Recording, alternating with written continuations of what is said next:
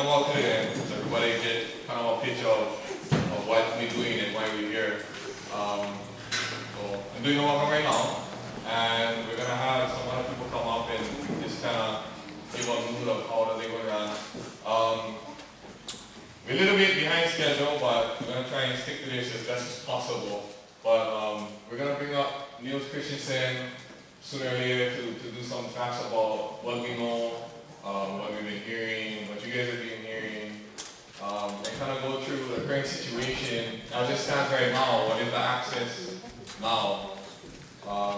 And then we're going to have a testimony section, so if you guys never sign up for testimony, there's a sign up sheet in the back, because we kind of don't want to be here all day, because I'm sure we could just talk story all day.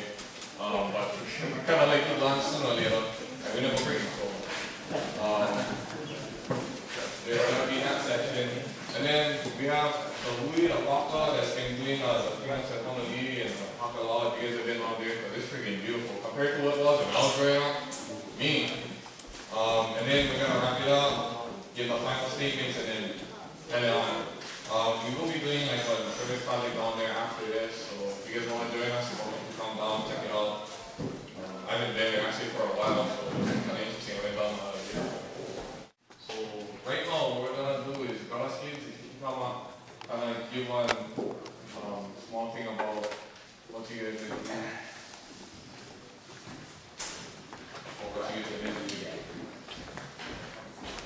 Hello, everybody. You know, we're here today to listen to the concerns that's been going on. We're just new at this access and all these things and stuff. But when we went down, I get a hard time to understand because they say no beach access, but stay open. So that's what kind of confusing me. And really what we hear is for the concern of the people of the community of Papaikou. You know, we do Honolulu, we do Hakala'au, and what we do is we do it the right way. You know, if you're going to try to do anything with lies or deception, well, it's not going to work. These people in the community, like us, to go and help educate people that, hey, we need to malama this place, we need to respect this place, and we need to work together for the benefit of this community. For example, Honolulu, when we started Honolulu, we never tell nobody what we was going to do. We just said one prayer, and we went in and we did them. Because we know how to red tape, right, Dominic? If we have to ask you, oh, hey, you got to get this, say one prayer, go in. 6 months later, we see the mail. He is stoked, Harry King. Stoked, oh, yes, but we own the land. Here we are cleaning this land. It's not even the county's land. Bishop stayed on. So we have to get a meeting. 1 month later, the big wigs come from Honolulu. We sit down, we explain what we're doing. And they told us, Steve, be glad what you're doing because we was going to sell them. Because nobody took care of them. So from that day on, we said, wow, see, if we never do this movement, we would have lost Honolulu like how was Papaikou and all these other places, so we got it back. Then when Hakala'au came along and they did something, they got the land back, we asked Harry again. Harry said, go. We went. So what we did is we saved another place, but you know, we found out how this will work is everybody got to come together as one. Everybody got to respect each other. Everyone needs to follow the rules. Right is right, wrong is wrong. That's how it works. We invite everybody to come to all the papas because we don't own them. We just the caretakers. Ours workers, we do them the right way. We do them for the benefit of our future, of our children, to make sure that we can be there to educate them how they use the beach, how to respect people no matter what color, what race. Because this is what is aloha. So we here today to listen, but to let you know, we're making a move already. You guys making a move too, but we're not waiting until when we go get them. It's there, she's letting us go, we're going in, and we want to see if anybody in the community will get involved, because it's for the community. You know, I come from White Hair side, I live Mountain View now, I come in every week to Honolulu, Hakala'au, who's doing Honolulu meal. That is still on the side too, the guy never really keep his word, but we never care, we clean them 1 year. Why? For the community of Honolulu. We gotta start fresh. But like I said, if you guys have the proof, go right in. I'm not trying to knock you down. I'm just telling you the truth. There's a solution. The door is open. We're going to find people in the community. We're going to share a lot of it. If you're going to be a part of it, right on. If not, it's your choice, right? Because in life, we know whatever you believe in, you believe in. So, you know, that's what it is to protect all these areas. But we have to go in with love. We have to go in with sincerity that, hey, you're doing it for the benefit of the people. Don't be greedy and think of yourself. Okay? Aloha.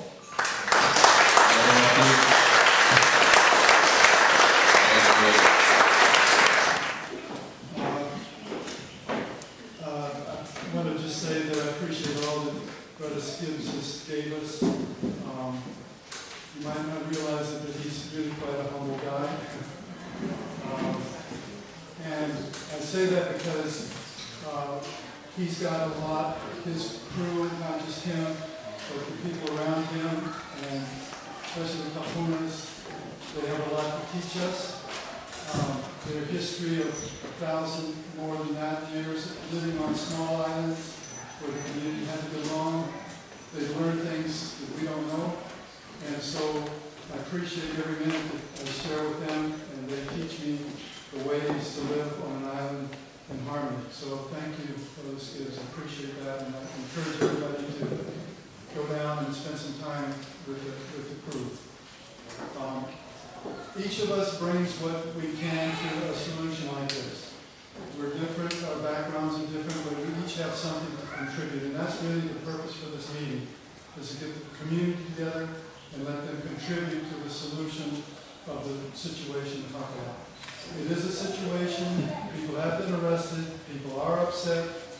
We need to find a way to peacefully solve this so that everybody benefits. And I think that can be the case.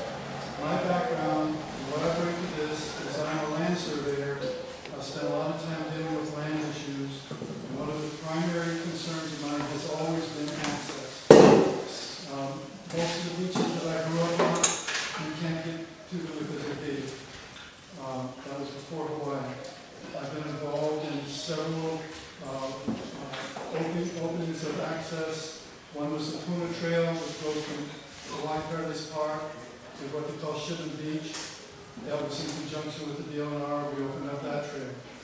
There was another trail through Oceanside 1250. I was involved with the DLNR. We opened up that trail. Those were both trails that the landowners were trying to prevent access to these beaches. There's actually a road to Ka'alu and South Point. There were 2 gates put up in the last few years, and I worked to get those gates removed. So this is not an uncommon issue. And the progression is generally the way we see this progressing. Usually there's a gate put up, there's some access allowed. And let me back up and tell you their side as I see it. The state and the county have not jumped in and said this is our trail.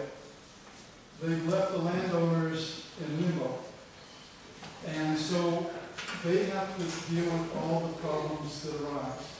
They have liabilities. If somebody's injured, who are they going to sue? Okay? They have trash to deal with. They have all kinds of things to deal with. Right? And it's left on their shoulders because nobody else has stepped in to say, okay, this is our trail. We're going to take responsibility for it.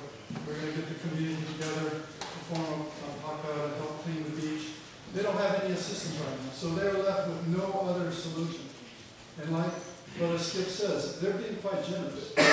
They have demonstrated that they can shut that gate and you can be arrested. People have been arrested. They have the right to do that.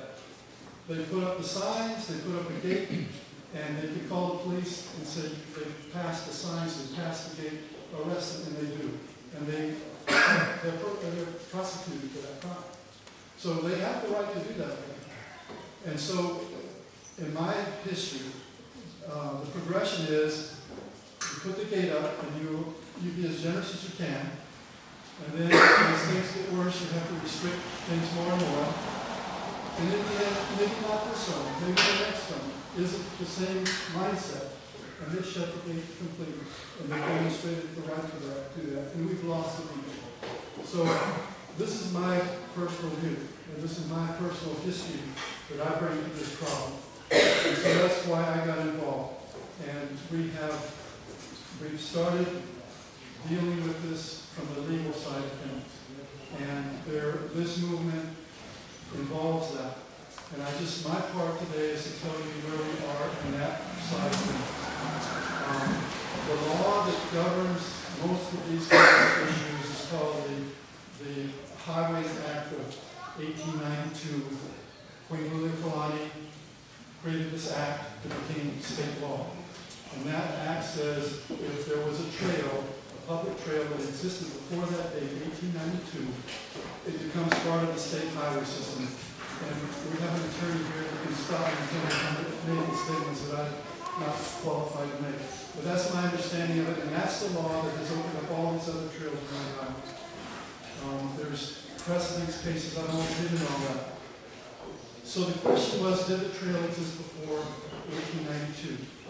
And we researched this, we found a registered state map in the state survey office from 1877 that shows this trail down to the landing at Papaikou Beach. Okay, so that's a key element. And backing that up is what they call metadata. That's the logbook from the surveyor plans and his communications to the office. So all of that is the kind of evidence that we presented if this ever had to go forward. And there was another study done in 1979 by the county to identify all of the shoreline access points. And there's copies of these maps on the board back there. It shows that there was public access to Papaikou Landing in 1979. And so the evidence is there, and most attorneys that have looked at this with me says either you've got a really good case or you've got a slam dunk case. Now, okay, so there's what I see. What I see is I think we have a good legal case to proceed with on this. That's not what I want to do at all. I don't want to do that. That puts us as adversaries with these candidates. They've got concerns, public has concerns. They can benefit from this more than us. They stand to benefit more than we do. If this became a state trail, then they're relieved of all the liability, number one, which is huge for them. They are relieved of all the responsibility to maintain it, which is another big thing. But there are other issues, okay? And so the other issues are why we're here today. I'm looking beyond this. We're going to get past this controversy. I'm going to get totally past that. I wish they were here today because I see us as supporting them as much as anybody else in this situation. Think about the end product. That's what we're going to do next. We're going to ask everybody in here to say what they want at the end of the day. What kind of beach do you want? What kind of rules do you want? My view is start with as few rules as you need and then add them as you go along. If people are abusive about this, then you have to make a rule. But you guys decide. Us that go use the beach, the people that live in the community, you guys decide. That's the way I would like this to be. And so that's where we're headed. I hope that you come forward and say, yes, we want to do this, we want to support making this public access, and we resolve this in a short period of time. So again, thank you guys for coming here, and please contribute as much as you can. Hi, my name is Ron. I live on Mill Road, Papaikou. And I'm just curious, I'm sorry I got late, but has Dominic Yagam, has he been? I'm right here. Dominic? Oh! I was looking around the room. I'm incognito today, huh? Oh! Well, I take back that what you said. I had a haircut for you. Me too. Me too, man.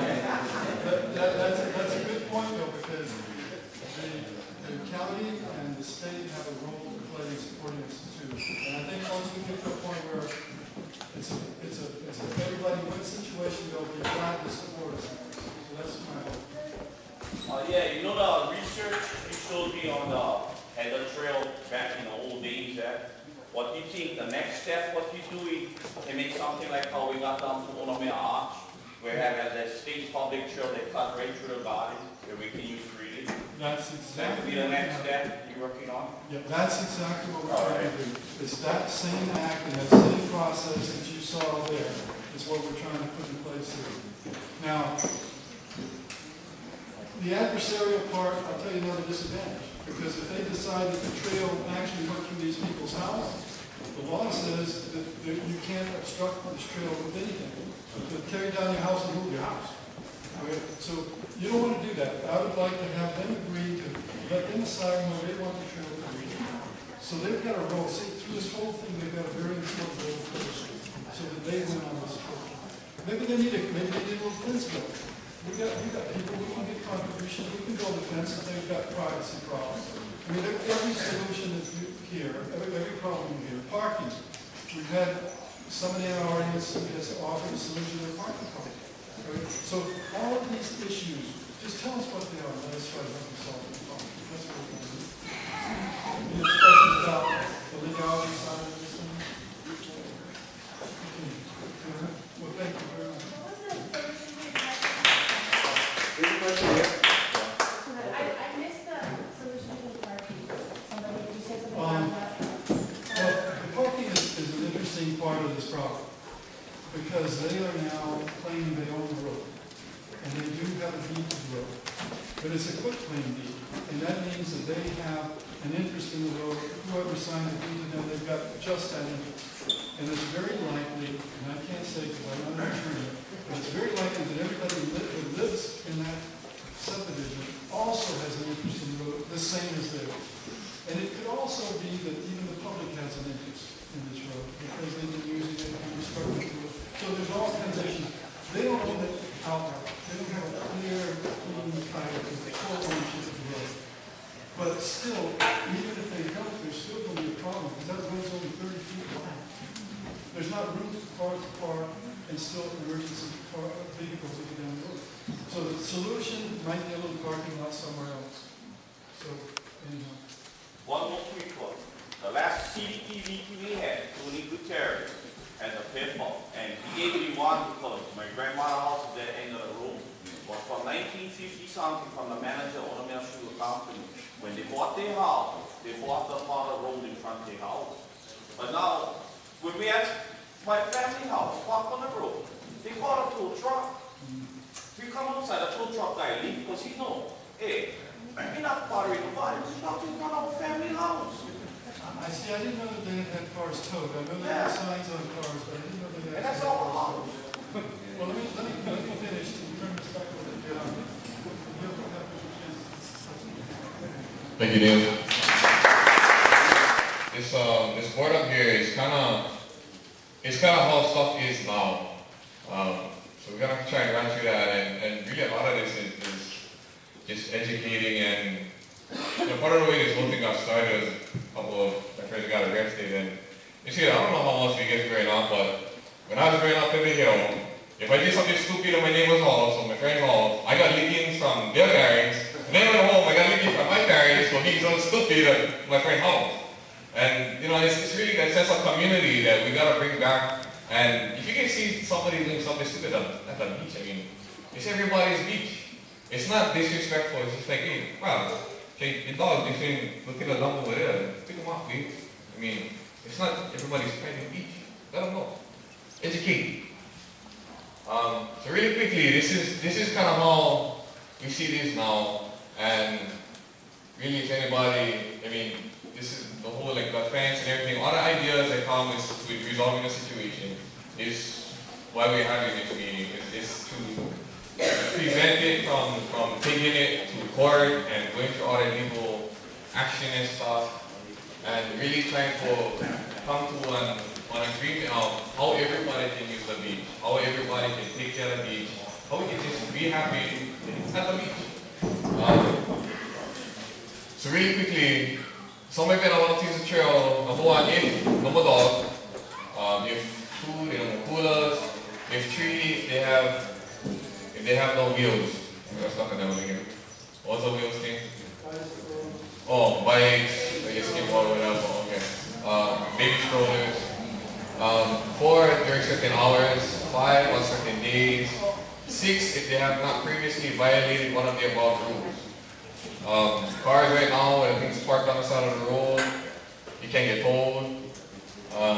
And it's illegal to consume alcohol or drugs on any public beach. So let's just be clear that there are state, county rules that, laws that we still gotta adhere to, regardless if it's private property, public property, it's still gotta follow.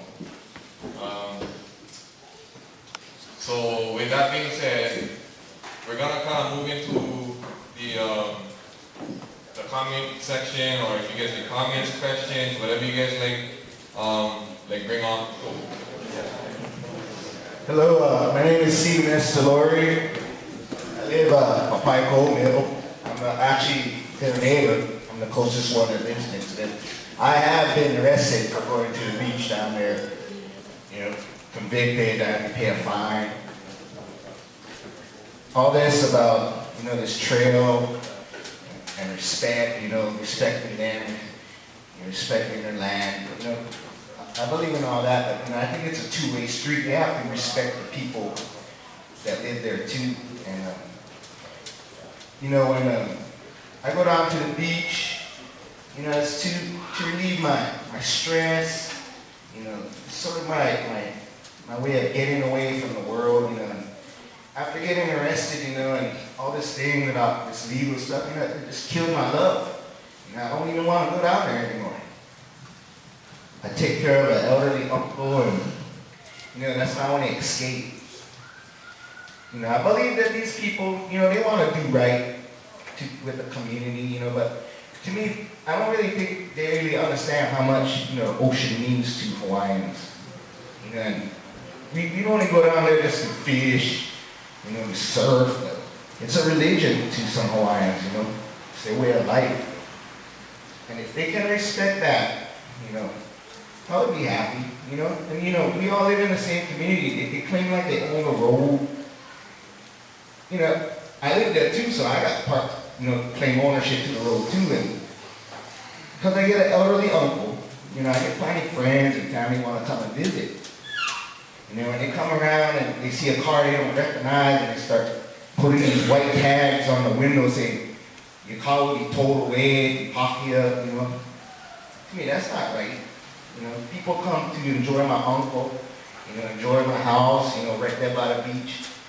You know, they want to try and, you know, regulate. To me, my impression is that they just want that beach for people that live there in Papaikou. But you cannot really shut down the beach to just a certain amount of people. Everybody has right, you know, and that's the way I feel. And I'm glad to see that there's a lot of people here that is, you know, willing to listen and, you know, to fight for this right so that the public can use the beach. And I wish that there's a solution that we can come up with. You know, I like the idea of, you know, they turn over the trail, we take care of it. They got privacy issues, you know, I'll volunteer my time and services to help build a privacy fence along the trail. You know, maybe even do some kind of fundraiser, you know, buy the materials. But I'm sure we can come to a solution where maybe everybody can be happy and we can all live together like, you know, we're supposed to be doing in Hawaii, you know. This isn't a place to where, you know, you're supposed to have conflict. Hawaii, everything is everybody's. Appreciate it.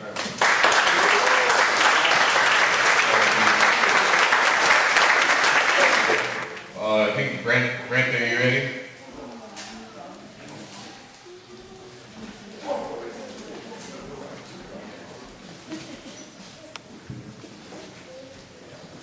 Well, I'm glad to see everybody coming relieved of their minds on this situation. I've lived here since 1974, and I used to be a welder down in Papaikou Mill. Papaikou Mill was part of the whole community. Everybody had access and used it when they wanted to fish nighttime, whatever down there. I witnessed the couple that's come in to develop the property. I'm sorry they can't be here today to have some discussion, because I think a big part of the problem is some miscommunication between their intentions and what the interest of the community is. Now, you know, they're absentee landlords, they're only part of the time, and so a lot of the times you don't have a chance to deal with the situation. I know firsthand that the parking is a real big issue. At one time, Pinkies allowed you to sign in, and they had a couple spaces there that you could get permission to park at and go down to the mill. But as Kalani said, there's plantation papers that show, you know, that everybody owns that road down there. And they don't have the right to call the county to tow those cars away. Some kind of compromise gotta be reached there. Maybe Pinkies can come to agreement to provide so many spaces, or something like that can happen. Somebody has property where they'd allow the parking to take place. I just would like to see this process continue. I know Kanani Kauai and his family used to be Kauai Village down there. They had maps that show there was a village and there was access to that village from the mountain, as something like that map shows. So the precedent as far as public access prior to Queen Liliuokalani's state law is there. But Skips has the right idea.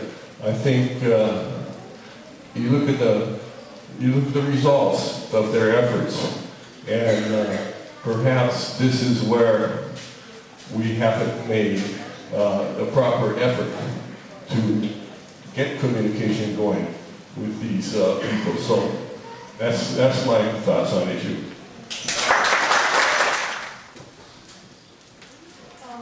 I haven't been here very long, but the small amount of time I've been here, I was amazed at the people down there at the beach.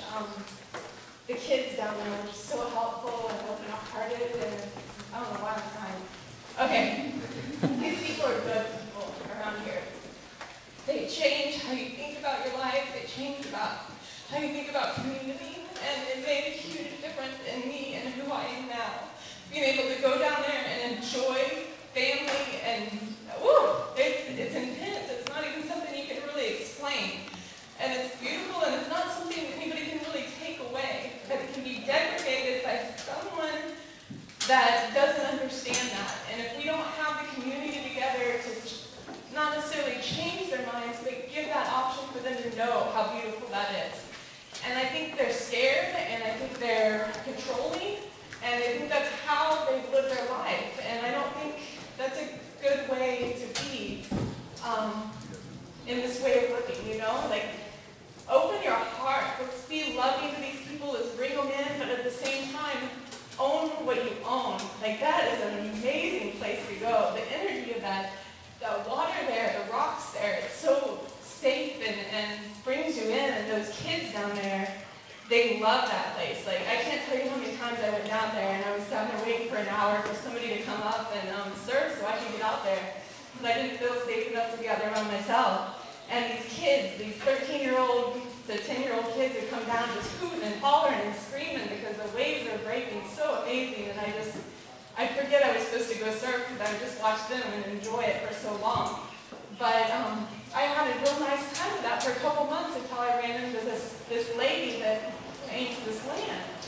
And I think the beauty of that set in when I saw the difference in who she was and how she reacted to the people that were out there. And it made me mad, it made me frustrated, and I feel that from a lot of people in the community that they're angry. And these kids need an outsource. They need a place to go, or people to go to have an outlet other than being angry and frustrated at the situation. And people like Niels who can come in and say, hey, this isn't right. This lady's telling half-truths. This lady's saying that she has power where she doesn't have power. And we can give them the real information, you know? Don't do it halfway anymore. Don't settle. And I don't know. I didn't think I'd get that passionate about it still, but this place is a good place, and don't let it slide, you know? Don't let it go away because it's yours. It's everybody's. So. Well, my name is Kalani. I'm from Papaikou over here. My cousin was talking earlier. That's my great-grandmother's house at the end of the road.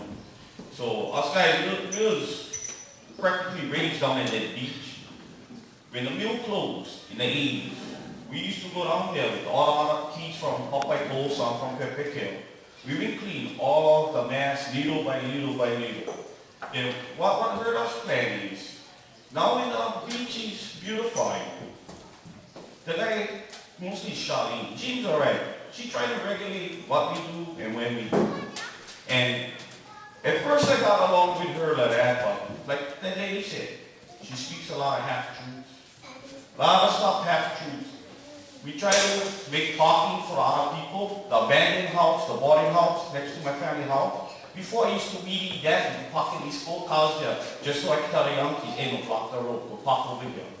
They would turn around and put boulders over there, and they don't own that property, they put boulders there. It's just like, they like regulate everything that go down there. Like how they did the private wedding down there, they lock up the gate for a private wedding. You know, that's not right. I was supposed to bring up Uncle Sep Sami up here today, but he wasn't feeling too good. I stopped at his house. I think he's the oldest fisherman left. They go down there every day. And he's frustrated. When he gotta go down there and they turn him back. Or it's too early, the gate locked, and he walks every day. He's halfway up the road and he walks every day down there. And he's one of the guys too before. Every day he pick up something in his backpack, he take them up. Even if it was fire bricks, clean the fire bricks off the beach, he made a nice little grill in his garage. But you know, this lady, she don't understand, like how they said, the ocean to us is, I don't surf no more, but I go down, I pound pee, I dive, I turn in. And it's not about only catching. Sometimes get a peace of mind down there.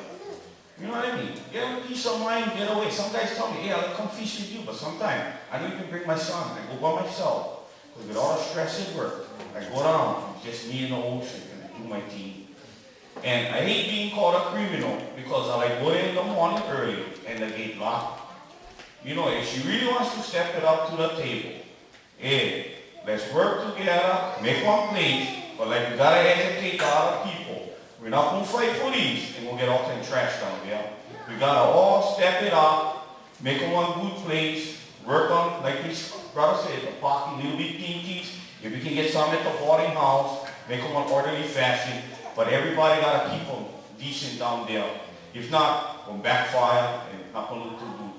But we gotta get the truth out of the lady. Too much, half truth, no can. Mahalo.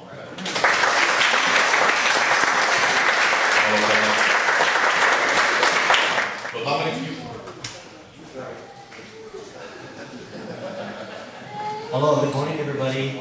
Thank you very much for coming. I shared a story earlier with some folks that this morning my son actually had a playoff soccer game in Waimea. So this morning when he woke up, I said, son, good luck. And he said, what do you mean good luck? Aren't you coming? And I said, oh no, I have to go to a meeting. And he gave me this look, a meeting. And then I told him what meeting it was. And it was amazing. He's 12 years old. And he said, is that the meeting about those guys that were signed waiting on the side of the road? Is that, I said, yes. Oh, Dad, go. So he said, we're going to film the game, and I get to watch it on video, so we're okay. So I thought it was interesting that my son, that we never really conversed about this issue. He knew about it. I don't know how he knew about it, but he certainly did. But thank you everybody for coming. I really appreciate it. I just want to say to Brother Steve, mahalo rafuyo, aloha that you share manao. You know, I think if we run county government like that, how smooth would be, man. Everybody share aloha.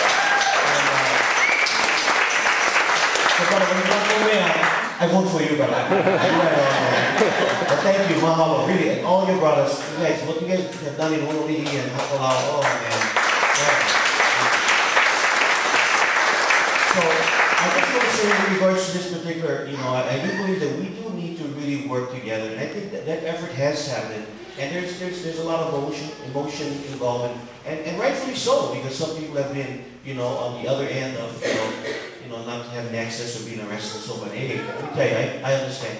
I feel that. I have an opportunity to go down to the area. I met with Charlene and spend some time there looking at this beautiful resource that really should and need to be shared with everybody. And I think we're all headed in the right direction, that. But the problem, I guess, that I see, that I think is important, is, what we did, what skilled folks did in Honolulu and Hakalau was really unbelievable. But one nice thing about that is, like Honolulu is owned by Bishop Estate, but it's leased to the county for $1 a year. So in other words, the county does have jurisdiction and they do have reliability. That's a big plus, Hakalau as well. What they did there was unbelievable. My family's from Hakalau, by the way. And we brought the family down. They cried when they saw what you folks did down there.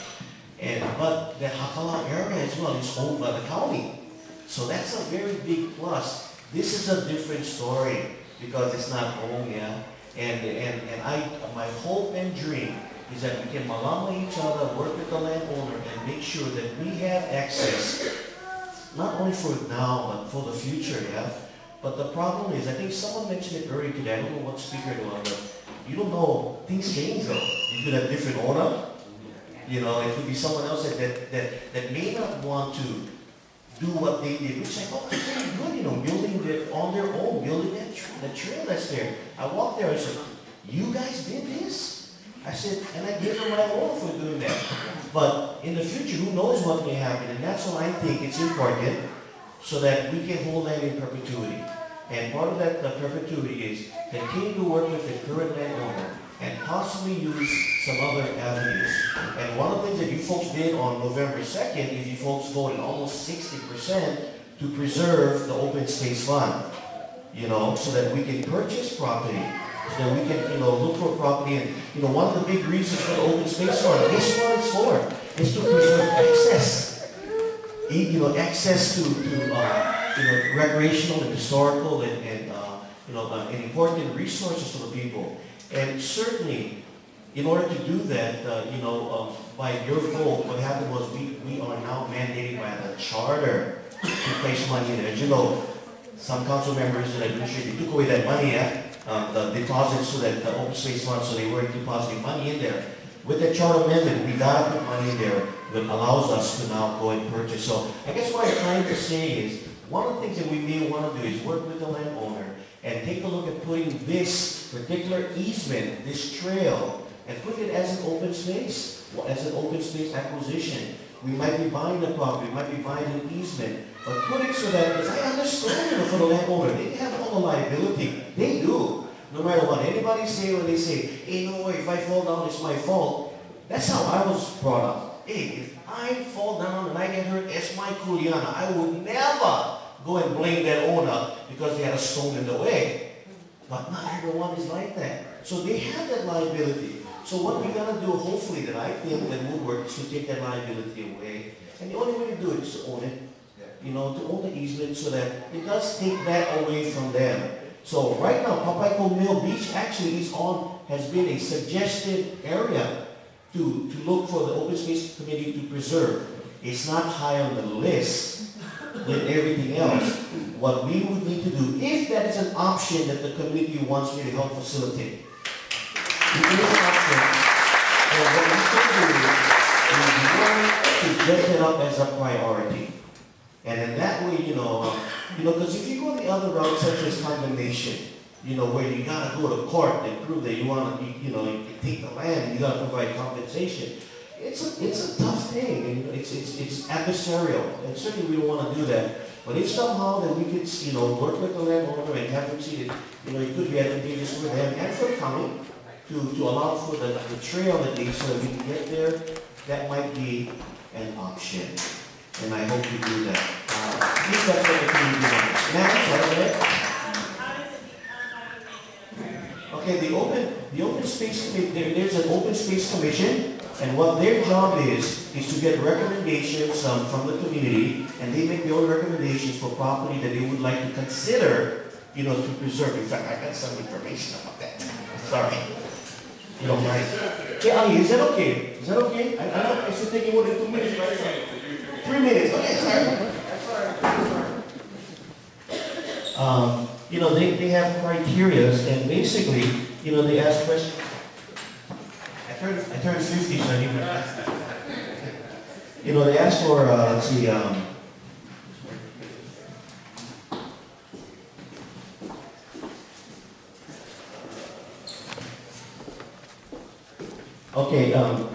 whether it's a public outdoor recreation and education, including access to beaches and mountain, preservation of historical, cultural, important land areas and site, protection of natural resources, including buffer zones, preservation of forests, beaches, coastal areas, natural beauty and agricultural land, and protection of watershed lands to preserve water quality and water supply. So they ask you to check off how does this apply. And so basically what happened is the commission will then take the recommendation and they'll do site visits and they'll begin to rate these priorities. And then what happened is they make a recommendation to the mayor.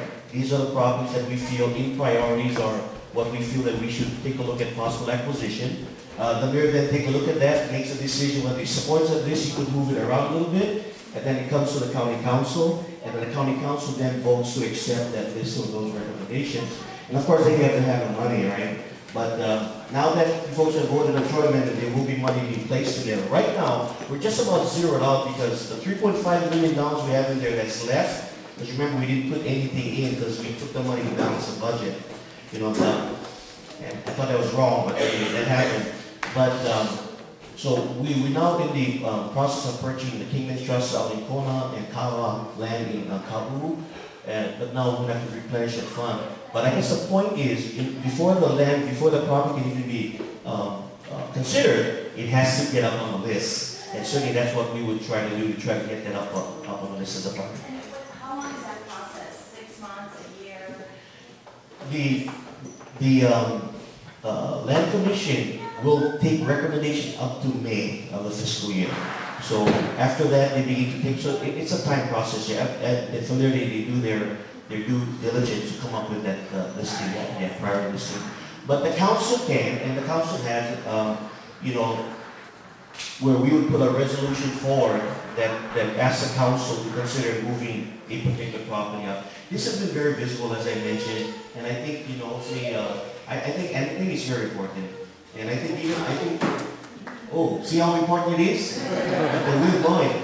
But so, that's a possibility. But again, I just wanted to mention that as only a suggestion. I'm not saying that this is what we should do. This has got to be something that comes from the community, and that we feel that this is something the community wants to pursue. And if it is, then, then I certainly will be there to help facilitate that as well. Yes, ma'am. We have a petition. Would that help to attach that to such a request? We have a petition. Yeah. People have done that with other land acquisition. And by the way, the first land acquisition by the open space, guess what, was in our district in Whitefield, up at the Whitefield Rice property right above the lookout. So we were very successful in getting that done. So we're very proud about that. Anyway, that was kind of my small amount.